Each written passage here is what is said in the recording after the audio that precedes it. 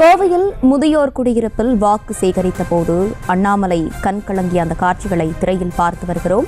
மேலும் விவரங்களோடு இணைகிறார் செய்தியாளர் சதீஷ். சதீஷ், வணக்கம். கூடுதல் விவரங்கள். வணக்கம் வர்ஷினி.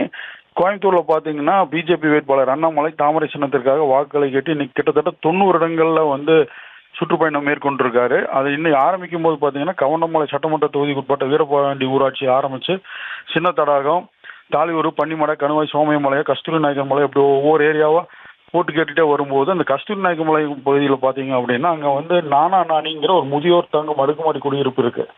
அங்கே அவர் வாக்கு சேகரிக்கிறதுக்குள்ள போறாரு. அங்கே போன எல்லா முதியோர்கள் இருக்காங்க. அவங்க எல்லா முதியோர்களும் பார்த்தீங்கன்னா அண்ணாமலையை சிறப்பாக வரவேற்கிறாங்க. அவங்கள பார்த்தோன்னே அண்ணாமலைக்கு என்ன பேசுறதுன்னு தெரியல, தன்னையும் அறியாமல கண் கலங்கிடுறாரு. அவர்களுடைய காலில் விழுந்து ஆசீர்வாதம் வாங்குறாரு.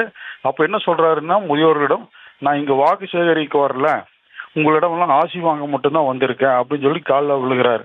அங்கிருந்தவர்கள் அவருக்கு ஆறுதல் கூறி ஜெய் ஸ்ரீராம் அப்படின்னு கோஷமிட்டு முன்னதாக மாலையில் அவருக்கு போட்டு பூர்ண கும்ப மரியாதை வழங்கி சிறப்பான வரவேற்பு வழங்கினார்.